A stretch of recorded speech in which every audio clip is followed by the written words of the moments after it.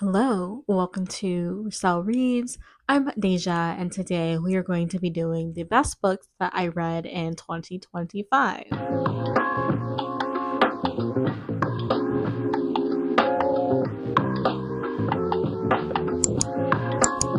Now, I debated for a long time if I was actually going to do this video because overall, I feel like 2025 wasn't the best reading year for me in a lot of ways, but definitely in just finding books that I really enjoyed. But as I was thinking about it, I was like, there are a few books I did want to highlight, mostly so they can get a little bit more shine. And none of these books were 5 stars, but they were overall like solid reads compared to the books that I DNF'd or all of the lower rating books that I had for 2025. So these are in no particular order. So I'm just gonna go ahead and get started. So the first one that I have is The Duke's Defiant Cinderella by Parker J. Cole.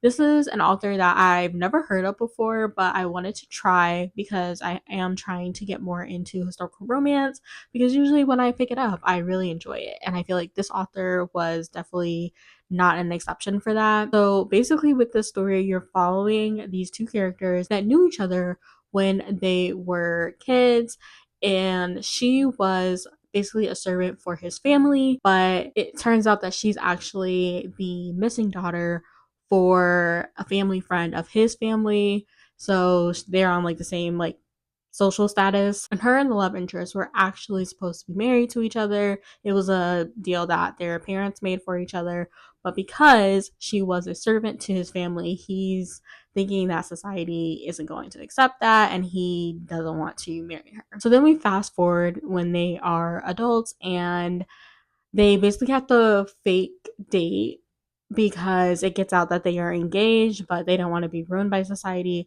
So the story goes on from there. I really enjoyed this story a lot. I thought from the first page, like I was just very intrigued just because of the setup of him like basically being like, no, I'm not marrying you or anything like that. But even outside of that, like as the story continued on, I just found myself like smiling and like giggling and like kicking my feet and all of this when I was just like really wanting them to be together. I also really just appreciated just that the author didn't shy away from like them actually being people of color. Both of them are biracial, both of them are mixed with black, and the author doesn't shy away from them being that. And actually, a lot of the society problems that they have kind of stem from them being biracial. So I really appreciated the story for that. I really can't wait to read like more by this author because I think this just showed me what I was missing in like a lot of books. Like I really was rooting for these characters to be together and I just enjoyed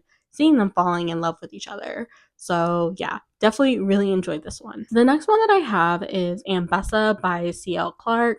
And this one I keep going back and forth on because I really enjoyed the story, but I don't know if I really enjoyed the story because I'm really a fan of Arcane. So if you don't know, Ambessa is a character from the League of Legends TV show Arcane that premiered on Netflix like a few years ago. And there's this family called the Medardas, and the matriarch of that family is Ambessa. And this is basically giving like her backstory. And I really like the story. I think C.L. Clark has really good writing. The only thing that I usually have a problem with for C.L. Clark's writing is that the middle starts to drag a little bit for me, and I did feel that in the story. But I think what really made the story stand out to me is that when the author has those like strong character moments, like I feel like they are very strong. I feel like we got a deeper understanding of Ambessa because on the TV show, I feel like she was just kind of painted too one note for me, like too, I'm trying to think of the word, but she didn't have much depth to her in the show. And granted, she wasn't really like a main character, but like still, like I didn't really like her portrayal on the show. But reading her book, I feel like C.O. Clark did a great job at giving her that depth and really giving her those motivations that we didn't really see in the TV show. So I think for that, I really appreciated the story. I also just really love just the magic and just like the politics of everything that's happening in the story. Like I said, I did think that it dragged a little bit in the middle, but when we actually got like some of the like magic scenes and like the politics and stuff happening, like I was invested.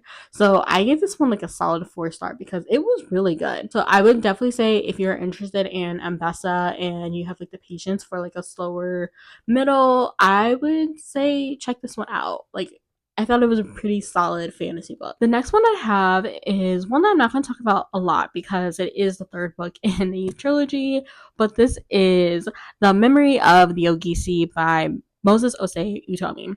This one, I loved it a lot. I honestly, if I were ranking these, this would probably be like my top one. And I just have to say, it's probably because of this author's writing.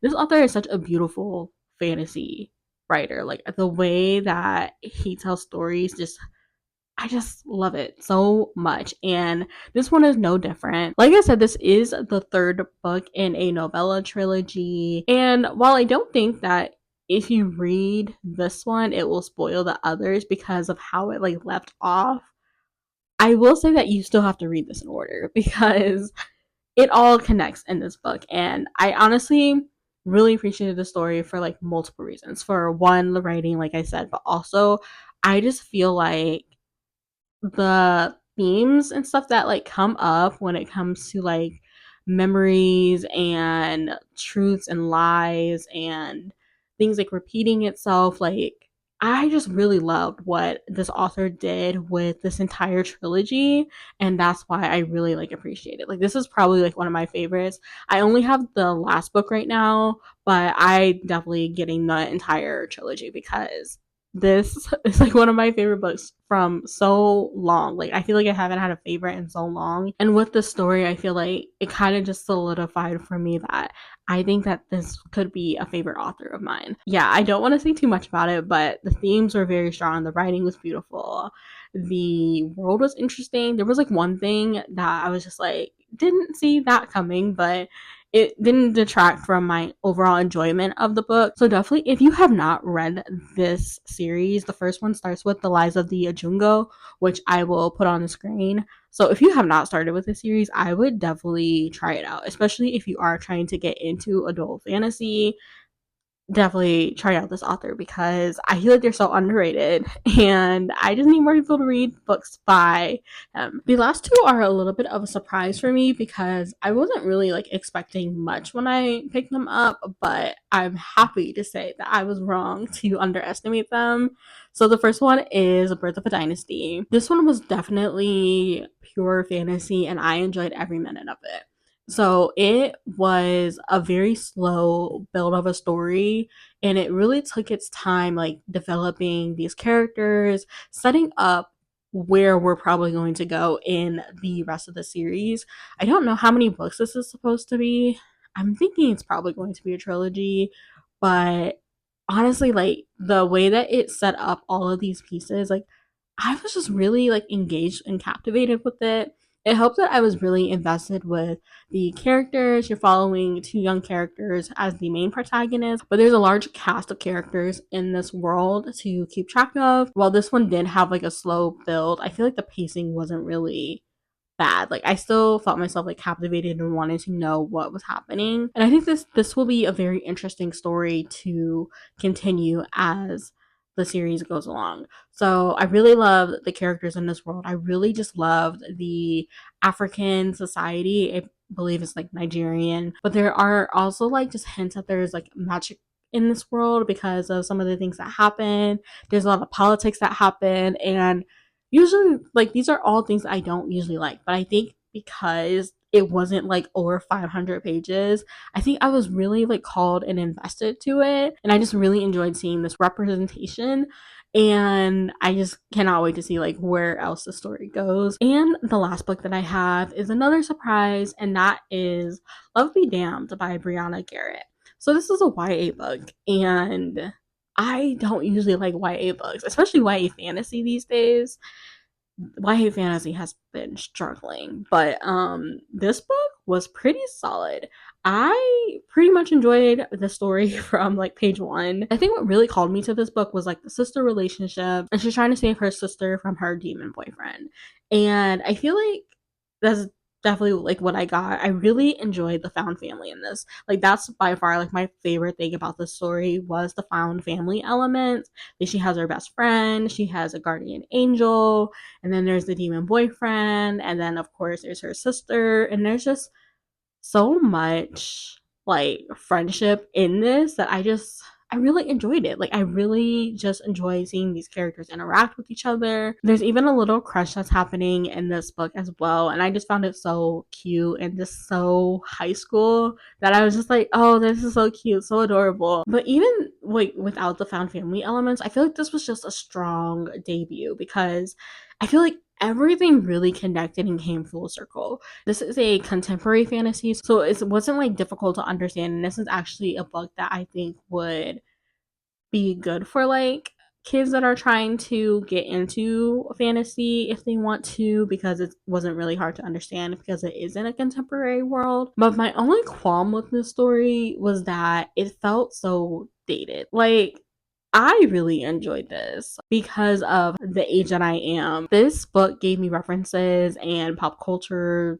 things and stuff like that from when I was a teenager, I think. Teenager, young adult, like I feel like this was just a pure nostalgia read for me, and I think that's why I really enjoyed it.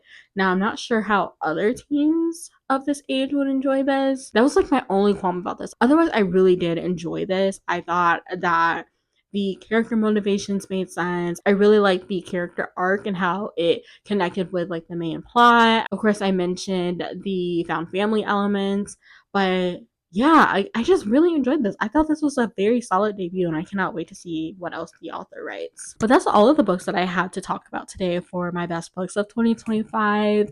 Like I said, I was debating on whether or not I wanted to do this, but these were some solid reads that I talked about. Like, I genuinely enjoyed my time reading these when I was finding it hard to enjoy books in general in 2025. So I definitely wanted to shout them out because they kept me entertained and I was happy with that. So definitely let me know if you have read any of these or if any of these are books that you want to pick up. I highly recommend that you do because they are good books. But if you don't want to do that, you can always just leave whatever emoji I put on the screen. But until next time, I thank you again for watching and I will see you in my next video. Bye!